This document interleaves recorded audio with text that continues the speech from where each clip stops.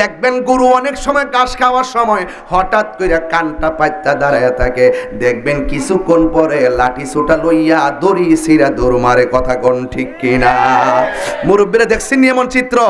অনেক সময় দেখবেন গুরুস্থানে গরুটা ঘাস খাইতেছে, এইভাবে কানটা পাইতা দাঁড়ায় থাকে, হঠাৎ করে রশি ছিঁড়া দৌড় মারে। কারণ কোরআন হাদিস শরীফের মধ্যে এসেছে কবরের আযাব ওই গরু ছাগল চতুষ্পদ জন্তুরা তারা দেখতে পারে। তারা যখন আওয়াজটা ভয়ঙ্কর ভাবে শুনে তখন তারা কবরস্থান থেকে রশি ছিঁড়া উঠতে দৌড় মারে।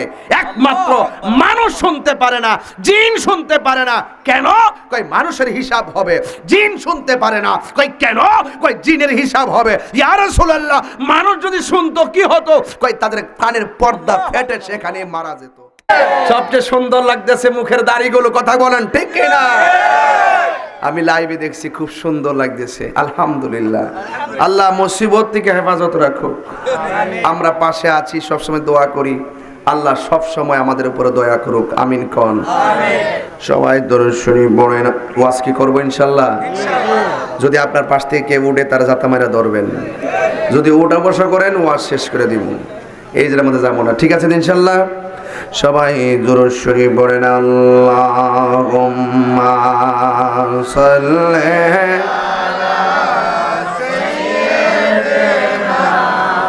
মাওলানা মুহাম্মদ ওয়া আলা আলি সাইয়্যিদিনা মাওলানা মুহাম্মদ। আল্লাহুম্মা সাল্লি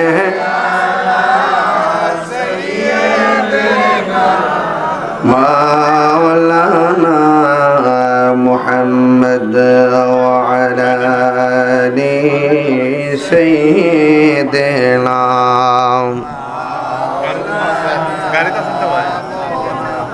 গভীর মনোযোগ। ওয়াজ হবে 1 ঘন্টা, এর ভিতরে মুনাজাত হবে। কিন্তু আজকের পরিবেশটা গতানুগতিক 5 বছরের মধ্যে অনেক ভালো লাগতেছে। 5 বছর আগের সেই ছোট্ট ছেলেগুলো আজকে পরিপূর্ণ বয়স হয়েছে। মাঠের মধ্যে কোনো ছোট মানুষ দেখা যায় না, সব কিশোর এবং যুবক। মাঝে মাঝে মুরব্বীরা আমাদেরকে বরকত দিতেছেন, দেখে বড় ভালো লাগছে। এমন অনেকগুলো মুরব্বী চেয়ারের মধ্যে বসে বসে লাঠি ভর করে ওয়াজ শুনতেছেন। এত সুন্দর দৃশ্য দেখে অনেক অভিভূত হলাম।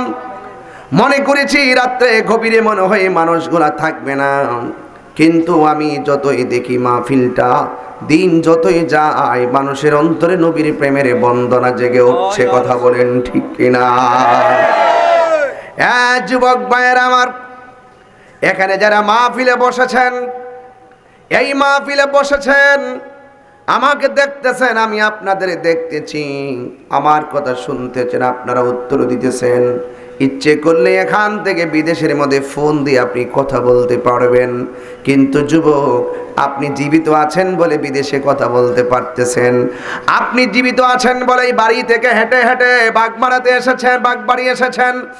আপনি জিন্দা আছেন বলে এই রাত্র 2টার সময় আপনি কাঁধে কাঁধ মিলে বসেছেন। কিন্তু একটা জায়গা আছে কাঁধে কাঁধে মিলাইয়া বসতে পারতেছে না। এক হাত দূরে দূরে একটার উপরে আরেকটা মিলে মিশে পড়ে আছে। ওই জায়গার নাম হলো কবর। আপনি আর ওই কবর মানুষগুলো এক না। কথা কোন ঠিক কিনা? আল্লাহ রাব্বুল আলামিন বলেন, ওয়ামা ইয়াস্তাবিল আহইয়াউ ওয়ালাল আমওয়াত। আল্লাহ রাব্বুল আলামিন বলেন, যারা জিন্দা যারা মুর্দা এরা কখনো সমান হতে পারে না। হাইরে বাগবাড়ির গুরুস্থানে কতগুলা মানুষ এতিম হইয়া পড়ে আছে। একটা দেহের পাশে আরেকটা নিথর দেহ পড়ে আছে, কাউকে কোনো কষ্ট শেয়ার করতে পারতেছে না। আর আমরা জিন্দা মানুষ, ঘরে আগুন লাগলে বলি আগুন লাগছে, মানুষ দৌড়াই আসে। কিন্তু কবরবাসী যারা কবরের মধ্যে পড়ে আছে, আগুন দিয়া ধাউ ধাউ করে জ্বলতেছে, কিন্তু ডাক দিয়া পাশের মানুষকে বলার সাহস নাই, যোগ্যতা নাই, পাশের মানুষকে বলার মতন সামর্থ্য নাই। শুধু তাই নয়, আমার আল্লাহ রাব্বুল আলামিন বলেন, ইন্নাল্লাহা ইউসমিউ মান ইয়াশা। আল্লাহ রাব্বুল আলামিন বলেন, এই কবরের ভিতরে যারা শুয়ে আছে, এই তাদের আযাবগুলো কেউ দেখতে পারে না, কিন্তু আল্লাহ রাব্বুল আলামিন যাকে ইচ্ছা করে তাকে কবরের আযাব দেখার ক্ষমতা দান করে দেয়। মাফ করে দাও মাবুদ আল্লাহ, বন্দনায় রে বান্ধব না রে, যে জাগায় বন্দনায় রে,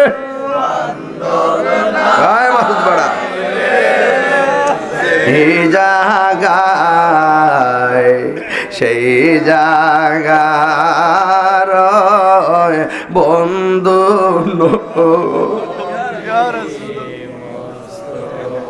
রে, সেই জাগার বন্ধু নবী মস্ত আবারে ওই কবর আপন আমার নবী, নবী গো, নবী গো, একটা বার তাকায়া দেখেন না, আমার এই বাগবাড়ি মাহফিলে রাত্র 2টার সময় পাগলগুলো কেমনে কাঁধে কাঁধ মিলাইয়া বৈশা গেছে। ও নবী গো, তায়েফের জমিনে তাকড়া তাকড়া যুবক আপনারে পাথর মারছে। আমার তো মনে হয় ওই তায়েফের জমিনে যদি বাগবাড়ি মানুষগুলা থাকতো, তায়েফের তাগড়া তাগড়া যুবকদের পাথরের সামনে বাগবাড়ি যুবকরা বুকটা পাইতা দিত, মোস্তফার গায়ে পাথর লাগতে দিত না।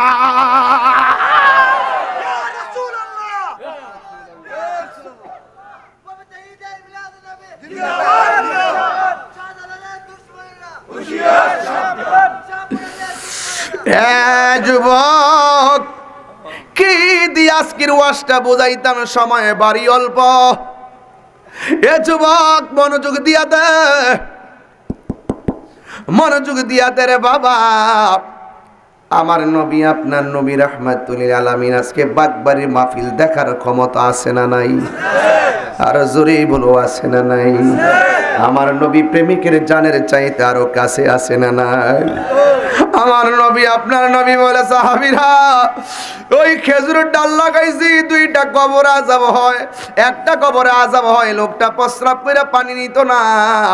ও যুবক, মনে কইরো না পানি নিতাছো না, ইস্তানজিহু আনিল বাউলি ফাইন্নাহু আম্মাতু আযাবিল কবর।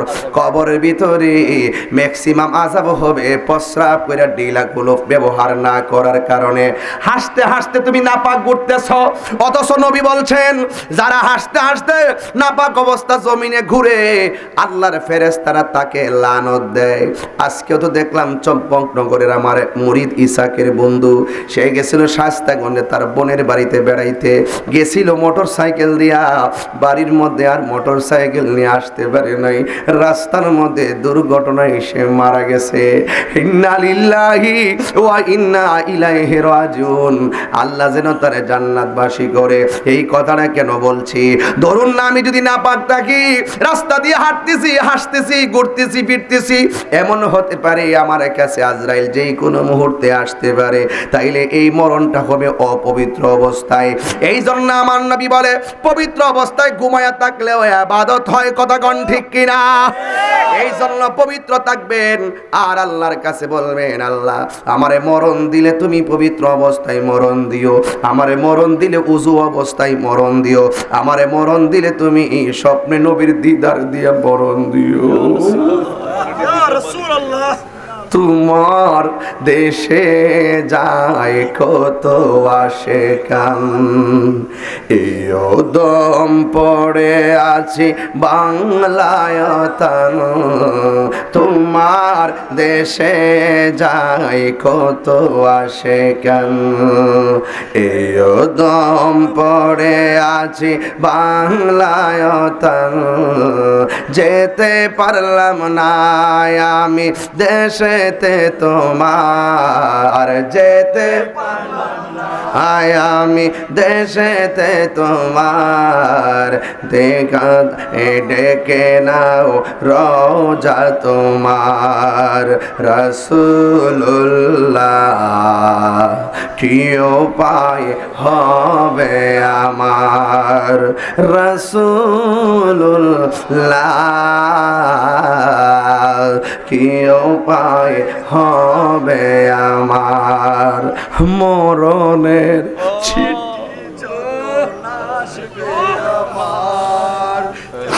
মরণের চিঠি যখন আসবে আমার, কালিমার তালকিন দিও বারে বার, মরণের চিঠি যখন আসবে আমার, কালিমার তালকিন দিও বারে বার, প্রাণ ভরে দেখব চেহারা তোমার, প্রাণ ভরে দেখব চেহারা তোমার, ডেকে নাও রোজা তোমার, রাসূলুল্লাহ কি উপায় হবে আমার, রাসূলুল্লাহ কি উপায় হবে আমার, দেখা দাও রাসূলুল্লাহ তুমি, কেঁদে আসি তোমার, আছো শুয়ে মদিনায় তুমি, ডেকে নাও রোজা তোমার, রাসূলুল্লাহ কি উপায় হবে আমার, জোরে জোরে কি আল্লাহু আকবার বলা যাবে না? আমার নবী আপনার নবী বলেন, উম্মত ও সাহাবায়ে কেরাম, 2 নম্বর কবরে আযাব হয় কেন জানুনি? ওই কবরের মানুষটা চুগলখুরি করত, এক জায়গার কথা আরেক জায়গা লাগাইতো, এই মানুষ বাগবাড়িতে নাই, আছে আরো জোরে কোন নাই, আছে বাগবাড়িতে আছে না নাই? এই জন্য যারা হাসতে হাসতে একজনের কথা আরেকজনের কাছে লাগায়, ওই সমস্ত মুনাফিকদের জন্যই কবরের ভিতরে আযাব হইতেছে। এবার নবীকে সাহাবায়ে কেরাম বলে, নবী গো, তাইলে এই আযাবের সাথে গাছের সম্পর্ক কি? আল্লাহর হাবিব বলেন, এ সাহাবায়ে কেরাম, আমি যে এই গাছের ডালগুলা লাগাইলাম, গাছের ডালগুলা যতদিন পর্যন্ত কাঁচা থাকবে, ডালগুলো আমার আল্লাহর জিকির করবে, এই জিকিরের উসিলায় এই 2টা কবরের আযাব আমার আল্লাহ ক্ষমা করে দিবেন। এই জন্য সুন্নিরা দলিল ছাড়া কথা বলে না। বাগবাড়ি গুরুস্থানের মধ্যে দাফন করার পরে 4 কোণায় 4টা ডাল নিয়া, 4 কোণায় 4টা ডাল নিয়া বসে কি বসে না? 4 কোণায় 4টা ডাল নিয়া বৈশা 4 কুল পরে এক জায়গায় সূরা কাফিরুন, আরেক জায়গায় সূরা ইখলাস, আরেক জায়গায় সূরা ফালাক, আরেক জায়গায় সূরা নাস, 4 কুল পইরা সুন্দর করে গাছটা লাগায়া দেয়। এই গাছগুলো আমার নবী লাগাইছে। ও যুবকের দল, এই হলো নবীর কাহিনী। একটু নবী সামনে গেল। একদিন নবী গুরুস্থানের মধ্যে গেলেন। গুরুস্থানের মধ্যে যাইয়া যেই কবরটা দেখে, এই কবরটা দেখে আমার নবী আনন্দিত। সুবহানাল্লাহ কোন কি লেখা? যতগুলা কবর দেখেছে সবগুলা কবর দেখা দেখা আনন্দিত। আমার নবী আনন্দে উদ্বেলিত। এখন আমার নবীর আনন্দ দেখলে সাহাবায়ে কেরাম মনের মধ্যে শান্তি খুঁজে পায়। সাহাবায়ে কেরাম দেখতেছেন আমার নবী হাসতেছে। এবার সাহাবীরা বলে, নবী গো, ও মায়ার নবী, আপনি কেন এমন ভাবে হাসতেছেন গুরুস্থানের কবর দেখা দেখা? আমার নবী, আপনার নবী ডাক দিয়া কই, সাহাবীরা রে, সাহাবীরা গুরুস্থানের মধ্যে আইসা আমি কেন হাসতেছি জানোনি? আমি নবী তাকায়া দেখতেছি গুরুস্থানের ভিতরে প্রত্যেকটা মাইয়েতের, প্রত্যেকটা মরা মানুষের নিচের ভিতরে আমার আল্লাহ জান্নাতের গালিচা বিছায়া দিয়েছে। আরো বড় করে বলেন না সুবহানাল্লাহ। নবী আমার সব দেখলেন, এটা খুব গুরুত্বপূর্ণ কথা, খুব গুরুত্বপূর্ণ। নবী দেখলেন সব কবরের ভিতরে আমার আল্লাহ বডির নিচে সুন্দর করে গালিচা বিছায়া দিয়েছে। আল্লাহ বলেন ইন্নাল্লাহা ইউসমিউ মাইয়াশা, আল্লাহ যারে ইচ্ছা করে তাকে কবর আযাব দেখার ক্ষমতা দেয়। আমার নবীর সেই ক্ষমতা আছে কি আছে না? যুবক আল্লাহ বলেন ওয়ামা আনতা বিমুসমিইম মান ফিল কুবুর, আবার কবর ভিতরে যারা আছে এরা জীবিত মানুষের সঙ্গে কথা বলতে পারে না, এরা বড় অসহায় হইয়া কবরের মধ্যে পড়ে আছে রে বাবা। আমার বাবা ও বাগবাড়ির বাবা, আমার নবী আপনার নবী ডাক দিয়ে বলেন সাহাবীরা আমি দেখলাম সব কবরের মাইয়েতের নিচে জান্নাতের গালিচা। এবার আমার নবী একটু সামনে গেলেন, সামনে যাইয়া দেখেন আমার নবী আপনার নবী সামনে যাইয়া দেখেন আর একটা কবর। ওই কবরটা দেখা আমার নবীর চোখের পানি মুবারক থামায়া রাখতে পারে নাই। সাহাবীরা বলে নবী গো আপনি এই সব কবর দেখে হাসলেন, আপনার চেহারার মধ্যে আনন্দ, কিন্তু একটা কবর দেখে আপনি কেন কান্না শুরু করলেন? আমার নবী বলেন আমি নবী যাহা দেখি তোমরা তা দেখো না, আমি নবী যাহা শুনি তোমরা তা শোনো না গো। সাহাবায়ে কেরাম আমারে তোমরা প্রশ্ন কইরো না আমি কেন চোখের পানি ফালায়া কান্দি। তোমরা একটা কাজ করো, বাজারের মধ্যে যাইয়া এলান করো, আল্লাহু আকবার কয় না রে, বাজারের মধ্যে যাইয়া এলান করো আজকে বাগবাড়ি গুরুস্থানে আমরা গরু ডুবকা ঘাস খাইতেছে, বাগবাড়ি গুরুস্থানে ছাগল ডুইকা ঘাস খাইতেছে। দেখবেন গরু অনেক সময় ঘাস খাওয়ার সময় হঠাৎ করে কানটা পাইতা দাঁড়ায় থাকে, দেখবেন কিছুক্ষণ পরে লাঠি ছোটা লইয়া দড়ি ছিঁড়া দৌড় মারে, কথা কোন ঠিক কিনা? মুরব্বীরা দেখছেন এমন চিত্র? অনেক সময় দেখবেন গুরুস্থানে গরুটা ঘাস খাইতেছে এইভাবে কানটা পাইতা দাঁড়ায় থাকে, হঠাৎ করে রশি ছিঁড়া দৌড় মারে। কারণ কোরআন হাদিস শরীফের মধ্যে এসেছে কবরের আযাব ওই গরু ছাগল চতুষ্পদ জন্তুরা তারা দেখতে পারে। তারা যখন আওয়াজটা ভয়ঙ্কর ভাবে শুনে তখন তারা কবরস্থান থেকে রশি ছিঁড়া উঠতে দৌড় মারে। একমাত্র মানুষ শুনতে পারে না, জিন শুনতে পারে না। কেন? কই মানুষের হিসাব হবে। জিন শুনতে পারে না, কই কেন? কই জিনের হিসাব হবে। ইয়া রাসূলুল্লাহ মানুষ যদি শুনতো কি হতো? কই তাদের কানের পর্দা ফেটে সেখানে মারা যেত। বৃষ্টি হয় কি হয় না? চেয়ারম্যান সাহেব বৃষ্টি হয়, ঘরের তুলি দিয়া পানি পড়লে তুলিটা বন্ধ করে দেয় যাতে পানি না পড়ে। আর বাগবাড়ির গুরুস্থানে বৃষ্টির পানি পড়তে পড়তে কবর গলা পর্যন্ত কবর, পানি দিয়ে হাড্ডিগুলো বাসতেছে। আপনার বাবা হাড্ডিতে বাসতেছে, আপনার বাবার হাড্ডি পানিতে বাসতেছে, আপনার মায়ের হাড্ডি পানিতে বাসতেছে, আপনার ভাইয়ের হাড্ডি পানিতে বাসতেছে। বিগত চেয়ারম্যান সাহেব ওই কবরেই তো পড়ে আছেন, সেখানেও পানি আছে না নাই? বৃষ্টির পানি ঢুকতেছে, কিন্তু পানি সেচা দেওয়ার কোনো সুযোগ কি আছে? তারা কি তাদের কষ্টের কথা বলতে পারে? পারে না। তাইলে ওই অবস্থা আমাদেরও হবে কি হবে না? আরো জোরে কোন হবে কি হবে না? এই জন্য আমার নবীর সাহাবীরা ডাক দিয়া কয় ইয়া রাসূলুল্লাহ নবী গো, ও মায়ার নবী, সব কবর আপনি দেখে দেখে হাসলেন, এই কবরটা দেখে কেন আপনি কাঁদলেন? সবাই আমার সাথে টান দিয়ে কোন বন্ধুরা রে আমার, ও আমার যুবক ভাইয়েরা, ও বাগবাড়ির সুন্নি ভাইয়েরা রে, ওই আমার মাধবপুরের বাবারা, আল্লাহর হাবিব ডাক দিয়ে কয় সাহাবীরা তাড়াতাড়ি বাজারের মধ্যে যাও, বাজারের মধ্যে মাইকিং করো, সবাইরে জানাইয়া দাও আমি নবী যেই গুরুস্থানটা আজকে প্রদক্ষিণ করেছি ওই গুরুস্থানটার মধ্যে সবাইরে আসার জন্য। যার ভাইকে কবর দিয়েছে সে আসবে, যার নানা কবর দিয়েছে সে আসবে, যার নানিকে কবর দিয়েছে সে আসবে, আসবে, যার যার অভিভাবক গুলোরে ওই কবরের পারে পারে দাঁড়াইবার জন্য বলবা। ওই ভাইয়ের পাশে ভাই দাঁড়াবে, মার পাশে সন্তান দাঁড়াবে। যখন এমন একটা ঘোষণা করলেন, একটি বিশেষ বিজ্ঞপ্তি, গোরস্থানের মধ্যে যাদের লাশ দাপন করছেন, আপনারা যার যার আপনজনদের গোরস্থানের পাশে দাঁড়াইতে নবী নির্দেশ করেছেন। এবার নবী নির্দেশ করেছেন সব সাহাবায়ে কেরাম আর মদিনার বাসীরা ওই গোরস্থানের ভিতরে যার যার কবর বরাবর দাঁড়ায় গেছে। নবী আমার হুকুম করছে দাঁড়াইতো, আর সব সাহাবীরা অপেক্ষা করতেছে। নবী সব কবর দেখে হাসছে, একটা কবর দেখে কাঁদছে। ওই কবরের বরাবর কে দাঁড়ায় এটার অপেক্ষা কইরা কইরা সবাই অপেক্ষা করতেছে। যেই মাত্র সবাই যখন তারা এসেছে, আমার নবী আর সাহাবীরা তাকায়া দেখতেছে যেই কবরের পাশে নবী দাঁড়ায়া কাঁদছে, ওই কবরের পারে আর অন্য কেউ দাঁড়ায় না।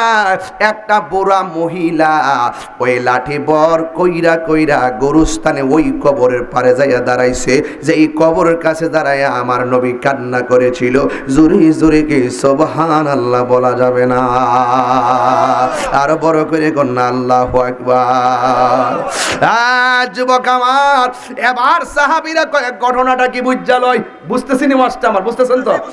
এবার মহিলা যখন লাঠি ভর কইরা কবরের পরে আসছে, এবার আমার নবীটা আস্তে আস্তে ওই কবরের কাছে গেলেন। কবরের কাছে যাইয়া আমার নবী, আপনার নবী ডাক দিয়া বলে, মা, ও মা গো, আপনি এই কবরের পারে এসে দাঁড়াইলেন। এ মা, আমি জানতে চাই এই কবর মানুষটাকে। ওই বুড়া মহিলা ডাক দিয়া কয়, নবী গো, এই সন্তানটা কেউ না, এই সন্তানটা হলো আমার সন্তান, এই সন্তানটা বড় আমার সন্তান। এবার আমার নবী ডাক দিয়া কয়, মা, কবরে সন্তানটা কেমন আছে জানেননি? ওই মহিলা ডাক দিয়া কয়, নবী গো, আল্লাহ এবং তার নবী ভালো জানে। এই কথা বলার পরে আমার নবী বলছেন, মা, আমি নবী দেখেছি আপনার সন্তানটা কবরের ভিতরে জাহান্নামের গালিচার মধ্যে কাঁদতেছে। আল্লাহু আকবার। আপনার সন্তানটা কাঁদতেছে। নবী কয়, আমি দেখছি আপনার সন্তানটা ওই জাহান্নামের গালিচার মধ্যে কাতরাইতাছে। আপনারা জবান খুইলা কোন, আমার নবী দেখার ক্ষমতা আছে না নাই? ওই মহিলা ডাক দিয়া কয়, নবী গো, আমি অনেক দিন ধরে কোনো আনন্দের খবর পাই না। আজকে গুরুস্থানে আমার সন্তানের কাছে আইসা আপনার কাছ থেকে আমি একটা আনন্দের খবর পাইলাম। নবী ডাক দিয়ে কয়, মা গো, তোমার সন্তান কষ্টের মধ্যে আছে, এটা তোমার জন্য কেন আনন্দ লাগে? এবার আমার নবী ডাক দিয়া বলে, মা, কেন তোমার কাছে আনন্দ লাগে?